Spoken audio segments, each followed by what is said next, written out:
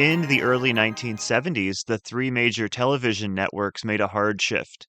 Times had changed, and the networks wanted to appeal to a more modern, diverse, and young audience. There were just too many shows on the air about either life in the country or people from the country. The Beverly Hillbillies, Green Acres, Petticoat Junction, Andrew Griffith's follow up Mayberry RFD, Gomer Pyle USMC, Hank and the Horse Feathers, and Oops, That's Your Saddle. Okay, I made those last two up, but you get the point. There were a lot of shows like this on TV, and networks decided it was time to axe pretty much all of them. This elimination became known colloquially as the Rural Purge.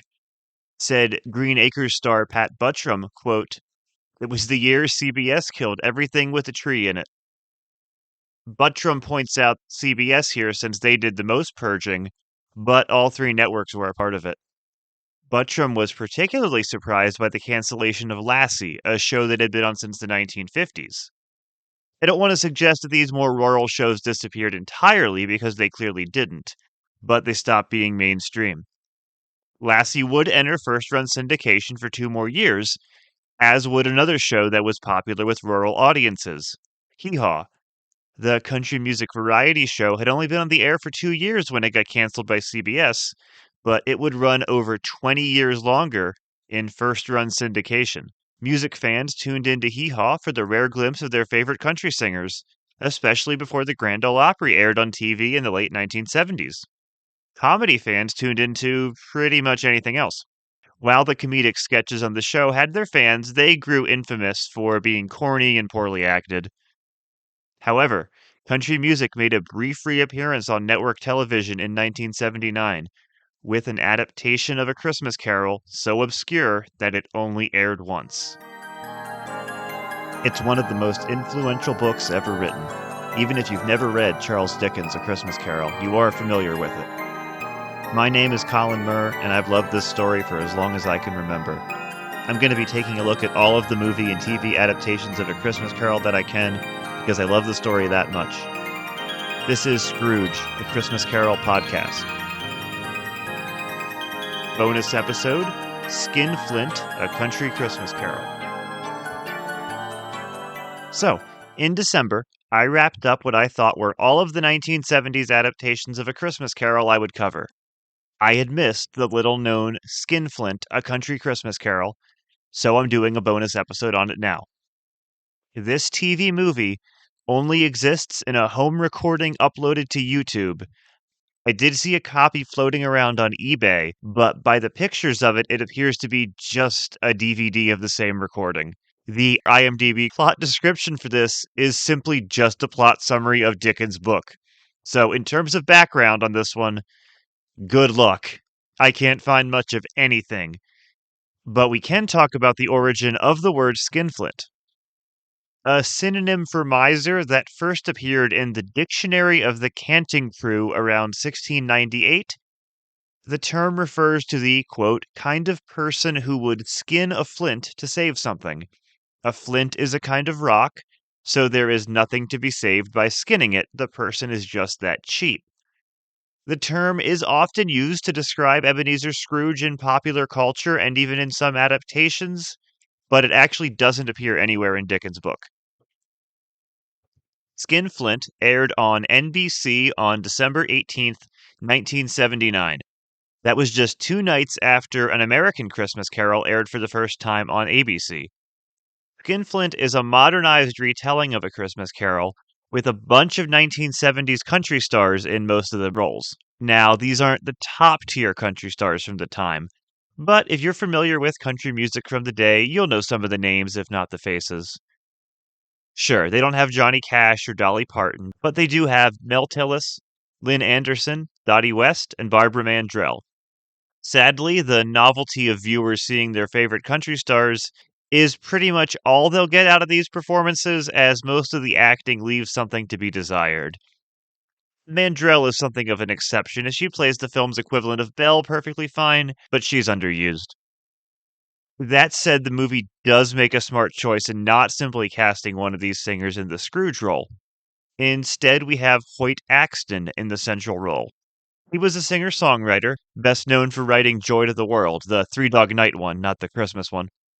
but he was also a legitimate actor in his own right. Today, he's probably best known for playing Billy's father in Gremlins. Despite so many people phoning in their performances here, Axton is quite good. Sometimes the other performances are so broad that his fairly serious take is a bit jarring, but I'm not blaming him for that. Now, what could be so important that a fine gentleman like you be coming down here this first thing in the morning and taking all that money out? Teeth. Gotta get new teeth. Liquids. Drink lots of liquids. Orange juice, milkshakes, chicken soup. Go suck an egg. The adaptation is set in 1979 Tennessee, and the Scrooge character is Cyrus Flint, a local banker with a lot of pull. He holds a songwriting contest on Christmas where he awards a $2,000 prize. The movie doesn't start with Flint, though. We start in the home of the Pritchetts, this movie's equivalent of the Cratchits. Singers Mel Tillis and Lynn Anderson play Dennis and Laura Pritchett, and we get some extra scenes in their home so they can get in as many songs as possible. Their son TJ is played by Stephen Lutz, who has no other IMDb credits outside of this. Most of the actors in this all seem eager to just get on with their songs, but the acting is often distractingly bad. I sure hope he gives me the raise. Flint? Ha! He won't. Well, he might, honey. I'm going to ask him today. He just might. It's Christmas. Well, it just ain't gonna be enough anyway. Now, what if I could win that songwriting contest? Can you imagine $2,000? I don't know if they're just reading off of cue cards, or maybe they got their lines immediately before the scenes were filmed, but it feels like this thing was filmed quickly, with no time for second take or rehearsals for anything besides the music. Just a quick note for those wondering about Dennis Pritchett's stutter. This is not a character choice. Singer Mel Tillis was famous for his stutter when speaking, but not when singing. Actually, it's nice to see that the only person in this movie who makes a joke about the stutter, outside of Dennis himself, is a pre-Reformation Cyrus Flint. A hoedown starts while we're still in the Pritchett home, and they sing "Christmas is Just Around the Corner," a song about all the things they have to do before Christmas. I gotta get a Christmas turkey, gotta get a Christmas tree, gotta get a ton of tinsel, gotta double check the decorations, better get it all together, better not wait too long, Christmas is just around the corner. This is Christmas Eve. They're going to have a lot to get done. Laura is also hoping to win the songwriting contest, and Dennis has to go into work and try to ask Flint for a raise. Some of this will include helping TJ's condition. He is, of course, the Tiny Tim of this story.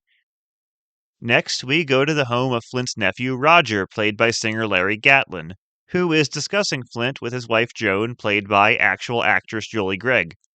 Another hoedown starts, and they sing another verse of "Christmas is Just Around the Corner" about their Christmas party. However, since they're only planning this thing on Christmas Eve, including hiring a waiter and a butler, apparently, I'm not expecting much from this party. Gotta buy a silver platter, gotta get the curtains clean, gotta get a fancy waiter, maybe even rent an English butler, gotta buy a crystal angel, gotta buy our friends a gift. Christmas is just around the corner.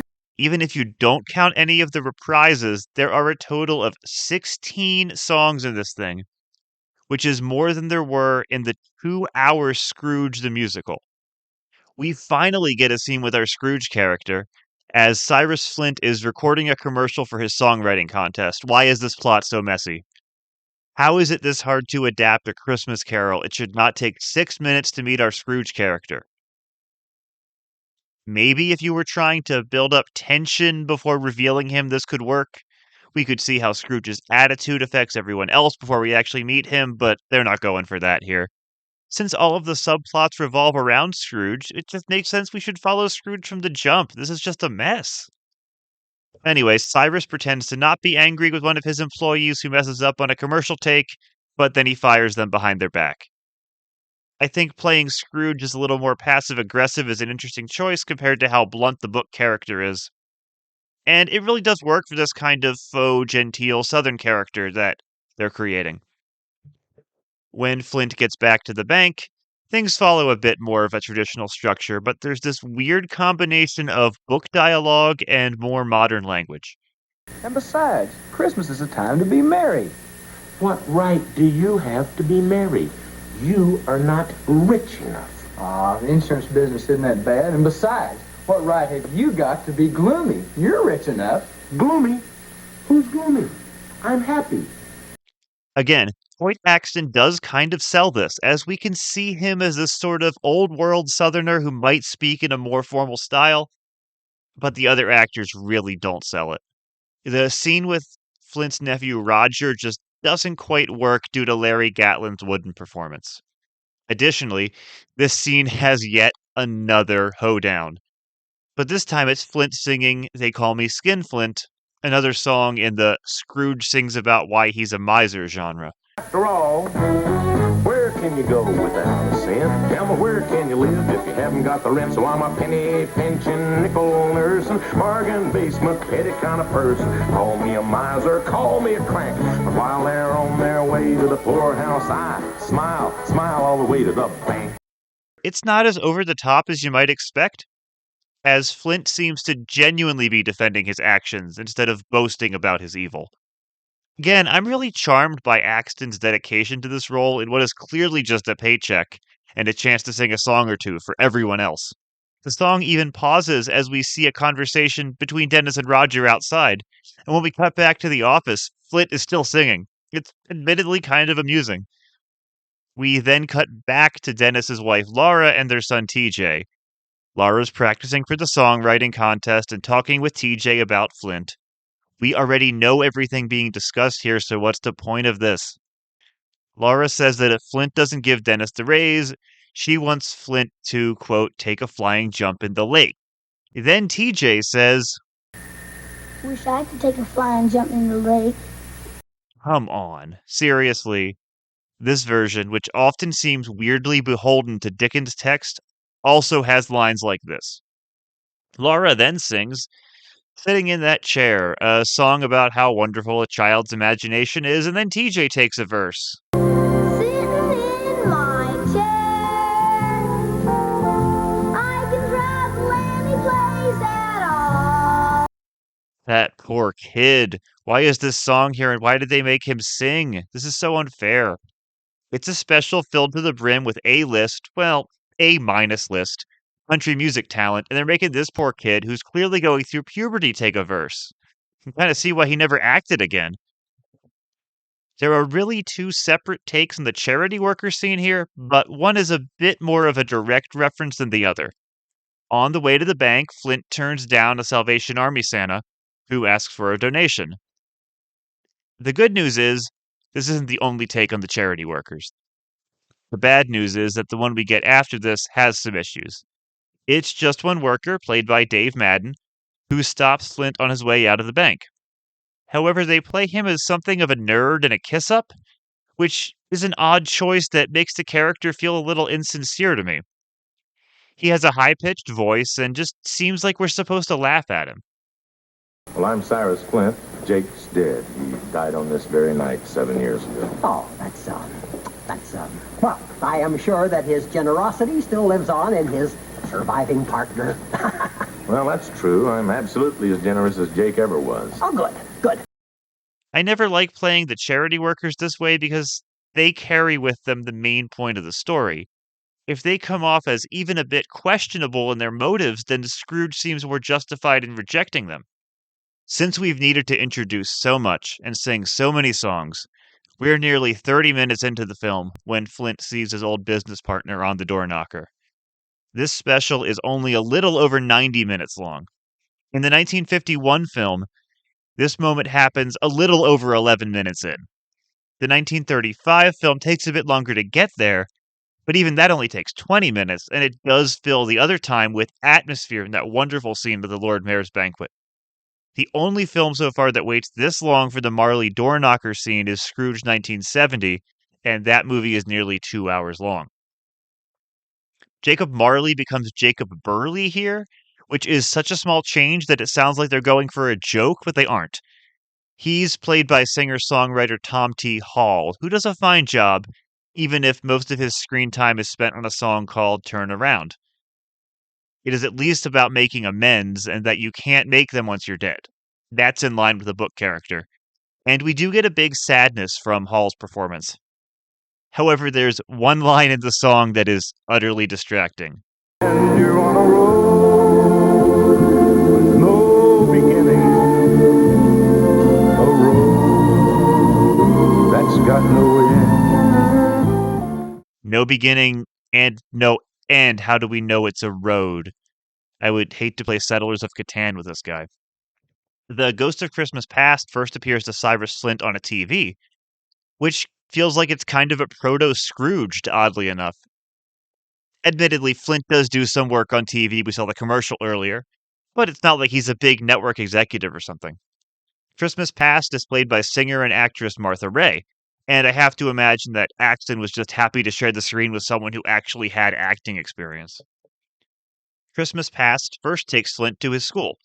However, instead of a sad boy alone by himself, we see a full classroom where a young Flint plays Turkey in the Straw on harmonica, and another girl gets up and dances to it. Thanks? What does this have to do with anything?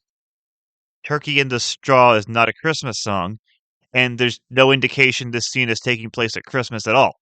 It's not like Flint was once an aspiring musician and gave up on it, so there's really nothing here at all. It's just a random scene of him at school with no sadness. Next, he is taken to a Christmas party at Mr. Abbey's where he was apprenticed. Like Fezziwig, Mr. Abbey, played by Byron Webster, throws a great Christmas party where everyone, including a young Flint, has a wonderful time. Most of this scene is taken up by a song, which makes sense for the Fezziwig party scene. The song is Honey in the Hive, and it goes for over 8 minutes.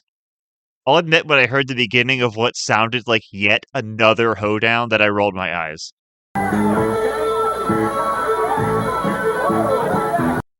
However, the song itself is something more like a folk song, a gospel song, and the step in time number for Mary Poppins all rolled into one. When you got love, you got it all.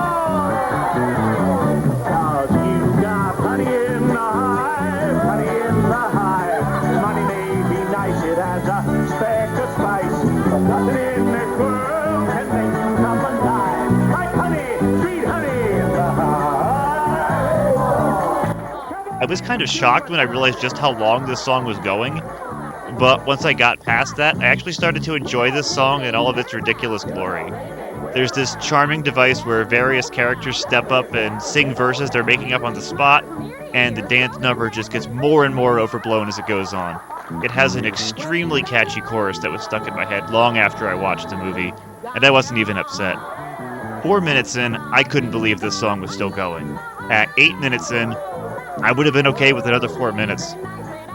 Most of the music in this movie is very specifically late 70s mainstream country, but Honey in the Hive feels like it's 100 years old. I was actually a bit surprised to learn this was written for the special, and never made a mark after that. It's honestly one of my favorite songs in any Christmas Carol so far, and I was not expecting that from this movie at all.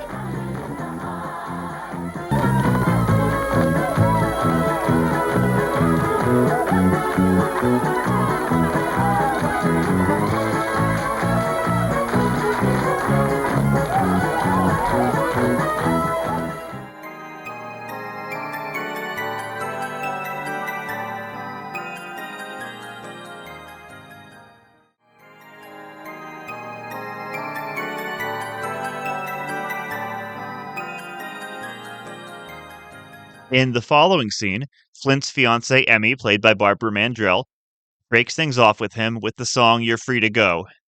It's a decent enough song, and it's well sung by Mandrell, but it definitely feels like they were fishing for a hit here. Since this is still the past, I think it'd be interesting if they decided to have a song that sounded like a 50s country music song, in the same way that Honey from the Hive sounds much older than 1979. Still, it's a fine take on the breakup scene. That emotional moment should be the end of Christmas Past. But we get 2 more scenes that are quite pointless.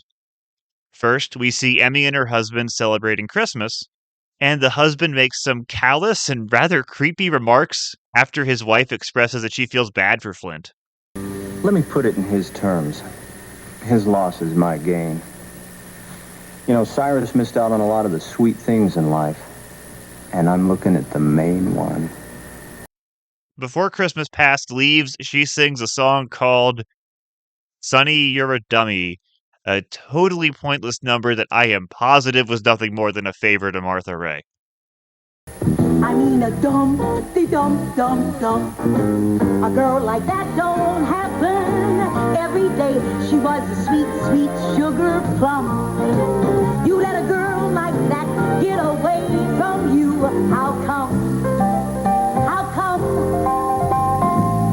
The choices only continue to get weirder as the Ghost of Christmas Present is played by an entire brass band. Danny Davis and the Nashville Brass storm in Flint's room and start playing All Fly Away in a Dixieland jazz style. This is music from the past. Why weren't they the Ghost of Christmas Past? I don't know. It's nice enough to listen to, at least. Since Danny Davis does all of the talking, I suppose he is technically the ghost, not the whole band. He first takes Flint to the Pritchett's, where they are, you guessed it, preparing for the songwriting contest. We don't even get to see them celebrating Christmas. Laura also says she's And nervous as a mail-order bride in her honeymoon naughty. hilarious. The ghost does say it's a pity about TJ and later says they may not have him around for that long, but he never outright specifies he'll die, unlike the book ghost who was quite direct about it. We then go to the songwriting contest, where we apparently need to hear every song in full. The Statler Brothers play a local band, so they sing a song. Lynn Anderson as Laura sings a song, and then Dottie West, playing one of the bank's employees, sings a song. The songs, again, are competent 1970s mainstream country music. But what are they doing here? They aren't furthering the story or informing character in any way. Lynn Anderson's song is about being ungrateful towards a lover, but that's not at all who the Laura character seems to be, so I don't think it fits. We also find out that Flint rigged the contest so that Dottie West's character will win, so that the bank gets its money back. It seems to have sort of an implication that Flint is attracted to her and she might flirt with him a little bit, but she finds him pretty disgusting behind his back. Flint does regret that he's rigging the contest when he sees the Pritchett's reaction, so he does learn from this, but it's mostly just an excuse for even more songs that don't have anything to do with the story. Also, this Scrooge is by no means an honest businessman like the Scrooge in the book since he's rigging the contest. At Roger's party, Larry Gatlin, Julie Gregg, and their party guests sing a gospel-ish song called Cross Over the River, which could be an emotional moment, but it has nothing to do with anything. Roger says that if he could say something to his uncle and people like him, he would tell them what's in the song. But that's clearly just a stretch to get this song in there. It's just a come to Jesus and he'll make your life better song. It just feels like they're going for a hit once again. Thankfully, the Ghost of Christmas Present leaves Flint on a sweeter note as the Nashville Brass play a brief reprise of Honey in the Hive.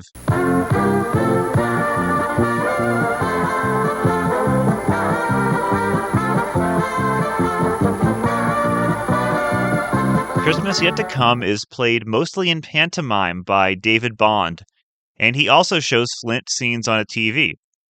There is very little information to be found on this special outside of a few reviews, but one review I read on Balladier's blog, which I will link in the description, states that this character's appearance is a shout out to Nashville horror hosts of the day.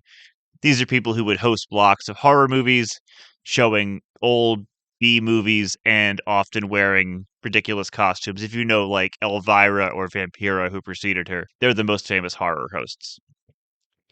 So first, Flint sees various people talking about his death, two different groups of bank employees actually, which is in line with the book where he sees two groups of people talking about his death. However, when Flint asks to see someone who feels emotion towards his death, he sees Dennis Pritchett singing about TJ's death. No, that's not what he asked for. In the book, Scrooge sees the Cratchit's mourning when he asks to see tenderness connected with a death. A death. That exact wording makes the spirit show him the Cratchits. Here, Flint asks specifically, What gets me is none of those folks seem to give a hoot about old Frogface or whoever it was that died. Isn't there anyone that feels a real emotion other than being glad it wasn't him? Anyway, Dennis sings In That Empty Chair, a sort of knockoff version of George Jones's The Grand Tour.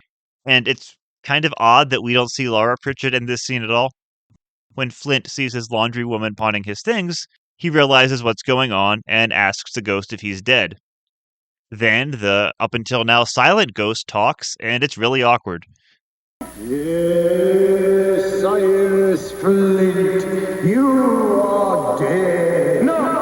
Yes, dead. No! You are dead.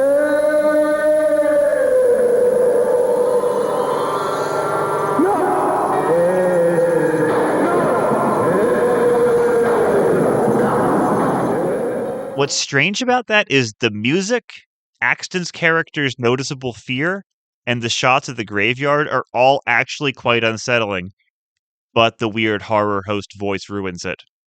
Also, why don't we see real repentance on Flint's part here? He's just saying no a few times. He should be pleading with the spirit that he'll change. We know he's changed when he wakes up, but give us something here. The Christmas morning scenes are one example of how Axton's understated performance kind of clashes with everything else in this special. When he realizes he can be a new man, he sings Dilly of a Day, and by that title alone, you can tell they were intending this song to be sillier. He does a little dancing in the street, but the whole vibe suggests he was supposed to do a lot more. Again, I don't really mind it, as his performance is consistent throughout, but it does stand out. He gives a bonus to his laundrywoman, donates to the Salvation Army Santa, and promises a big donation to the charity worker. He apparently doesn't have time to unrig the songwriting contest he rigged, whatever, but he does make it up to the Pritchetts. Like in An American Christmas Carol, there is something direct and specific he can do for the Tiny Tim character, and he does it here by covering an all-expenses-paid trip to Dallas. He also gives Dennis a raise and a promotion, and Flint says he's going to step away from such an involved job at the bank. This is a pretty nice touch, as Flint is realizing there's more to life than work. Roger raises a toast to his uncle, and breaks into the movie's final song, If Ever There Was a Christmas, a song that feels like it's trying to shoehorn the word Christmas in as many times as possible. If ever there was a Christmas, this will be a Christmas like no other Christmas before. It's kind of a sappy note to end on, with a bunch of the various musical guests appearing on screen to briefly sing a few words.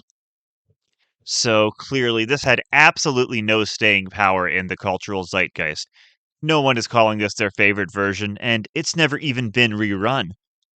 Of course, in a world where the Rural Purge never happened, this would be an all-time classic that gets aired every year like It's a Wonderful Life. If this didn't have such a strong central performance from Hoyt Axton, and such an irresistible music number in Honey in the Hive, this would be a bottom-of-the-barrel adaptation. However, it does have those things, and they are prominent. It's not good, don't get me wrong. Its updating of the source material to the present day is hit or miss.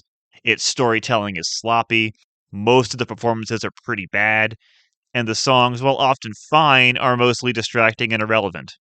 Still, there are things that are worth talking about, meaning it's much more of a middle-of-the-road adaptation than I was expecting. Axton is really giving it his all here, playing this hee-haw sketch deathly seriously, and I commend him for it. He's not an all-time great Scrooge or anything, but for what he's working with, his performance is something of a miracle. He's really warm in the film's closing moments, despite not being as over-the-top as you might expect. Axton would continue his career as a character actor, singer, and songwriter, most famously appearing in Gremlins in 1984. Sadly, he died in 1999 at age 61 from 2 heart attacks. He's not a household name by any stretch, but those who loved him believed him to be one of the more underrated country and folk songwriters of his era. Let's take a look at where Skinflint, A Country Christmas Carol, lands on the adaptation meter.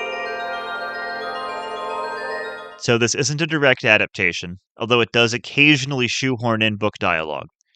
But it does still score a 30.5, which means it's higher than a few of the direct adaptations. One interesting thing that it keeps that most versions don't is having two separate groups of people talk about Scrooge's death at the beginning of Christmas Yet to Come.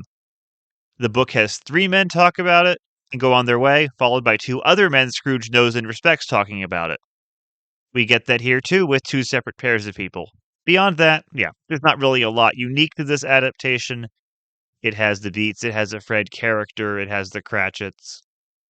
It does leave out some stuff in Yet to Come with him actually begging for repentance, which that's the biggest mark against this movie for me, is that it doesn't include a better repentance scene. But there's a whole lot wrong with this. But yeah, 30.5, not the lowest adaptation so far. So that is Skinflint, A Country Christmas Carol. It's been a bonus episode that I've been meaning to do for a while now. I'm going to talk a little more about this with some more personal thoughts, but I have another bonus episode coming out in a few months that's completely unrelated to Christmas adaptation of A Christmas Carol. I like to do those throughout the year. So that'll be in July because it has to do with July 4th. Talk more about that when we get there. But I'll still have another episode of A Christmas Carol Deep Dive coming out at the beginning of next month, so stay tuned for that. That will cover the first half of the Ghost of Christmas Present portion of the story. Thank you for listening to this episode of Scrooge, A Christmas Carol podcast.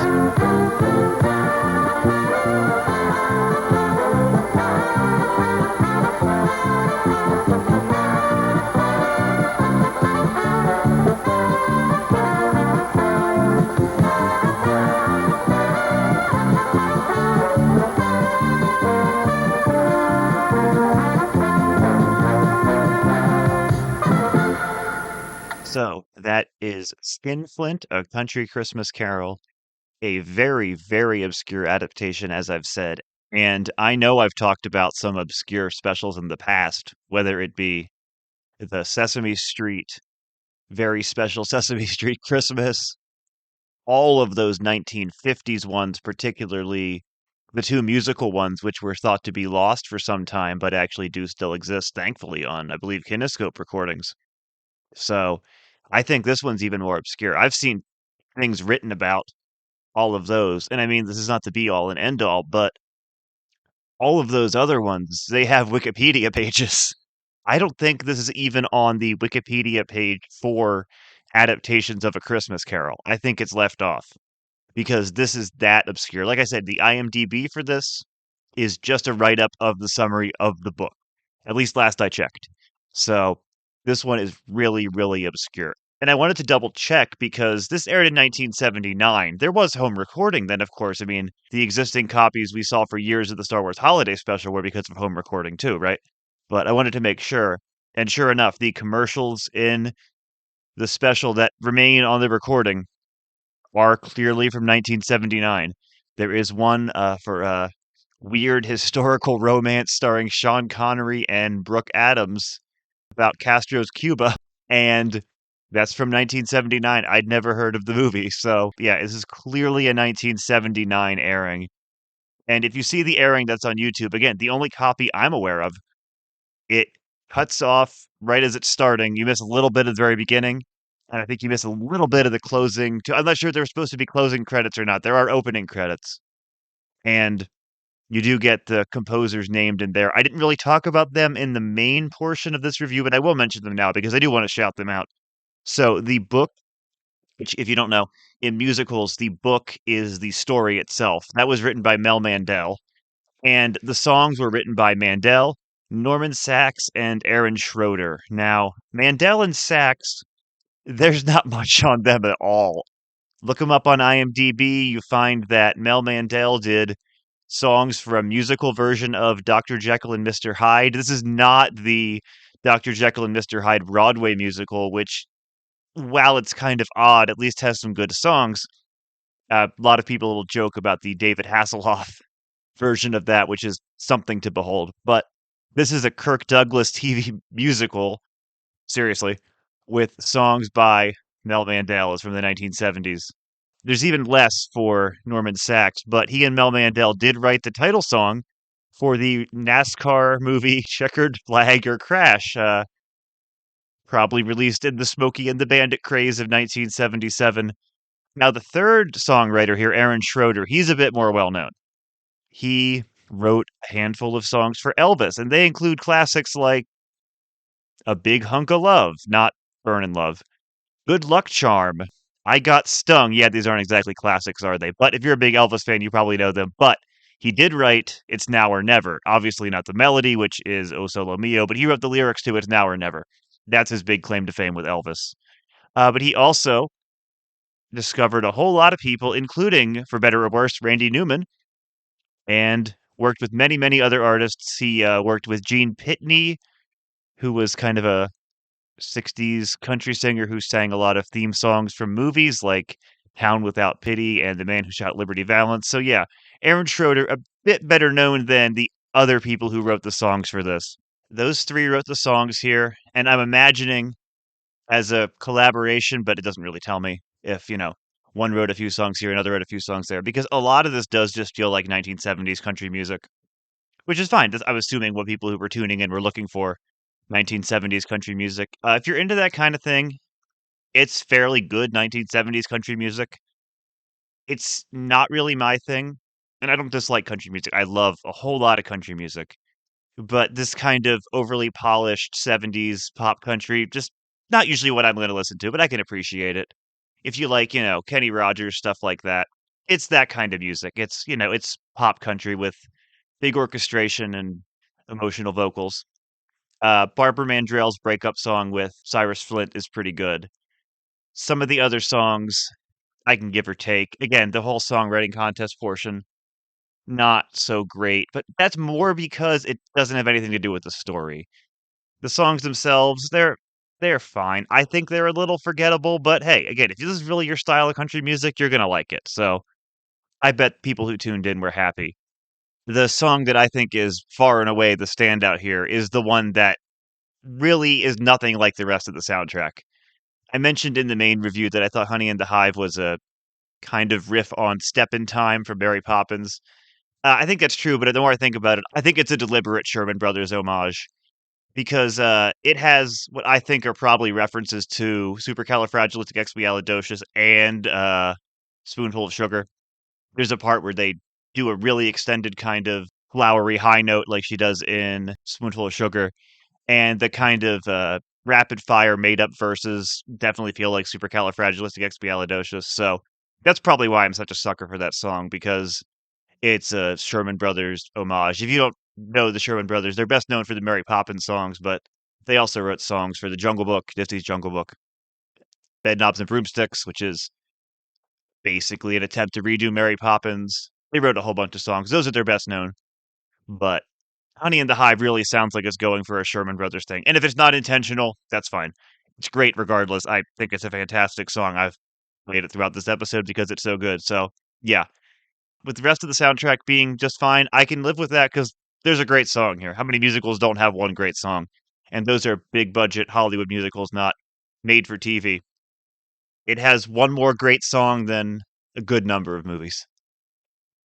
And again, I mean, Hoyt Axton is really giving his all here. So I mentioned in a previous episode, I was kind of speculating, is there a great Scrooge in a not great movie and vice versa? Is there a great movie without a great Scrooge? And I was thinking of some that might fit. And I hadn't seen this one yet. I don't know if I would quite call Hoyt Axton great here. Again, he clashes so much with everybody else because they're all really cartoony that I can't quite call him great here, but he's very good. The more I think about it, I may change my mind on that. It's obviously a fine line. But he is really, really good here in a movie that is definitely not great. He's really giving his all to something that does not deserve it, but hey, I'm glad he did. And for that alone, this is better than a whole lot of adaptations. There's a lot about this that is very, very forgettable. Again, it's not a good adaptation, but it's an interesting outlier in the history of Christmas Carol adaptations. And hey, it doesn't deserve to be as forgotten as it is. It's not that bad. It's not Rich Little's Christmas Carol, which is far worse than this. That's still the worst one I've seen. And yeah, if you haven't seen Hoyt Axton in Gremlins, watch Gremlins and also Gremlins 2. He's not in Gremlins 2, it's just a great movie in general. Yeah, really good character actor, singer, songwriter, and hey, I'm happy he was in this because if it had been like, Mel Tillis or whoever else they would have gotten in 1979 to be the lead, it wouldn't have been anywhere as good. So They made the right call with going with a character actor here. So, at the beginning of next month, I will be doing another episode of A Christmas Carol Deep Dive. Like I said, that'll be the first half of The Ghost of Christmas Present. I've written that portion up and I have a lot to say, so we're going to make it two. First half of Christmas Present will be one episode. That'll be in May. And then in June, we'll do the second half. And like I said, there's another adaptation that I'll be reviewing in a few months as well. I like to do a few throughout the year. This one did have to do with Christmas, obviously, but it's just one I forgot. And I wouldn't really do it next Christmas because I'm going to start with the 80s then. So I wanted to get this out of the way. Again, so obscure that I hadn't noticed it. It's in that one video on YouTube, so that's where you can find it. Can't imagine anyone's going to take that down. Scrooge, A Christmas Carol podcast, is written, edited, and hosted by Colin Murr. Theme music is Christmas Day by T.R.G. Banks, and T.R.G. Banks' Snowfall is also used throughout the episode. Clips in this episode are from Skinflint, A Country Christmas Carol. And music in this episode is by Aaron Schroeder, Norman Sachs, and Mel Mandel. Leaving a 5-star review on Apple or Spotify, as well as liking, commenting, and subscribing on YouTube will be a big help to me. I'll be back next month with another episode of Scrooge, A Christmas Carol podcast. Until then, make sure to live in the past, the present, and the future, and ensure that the spirits of all three strive within you.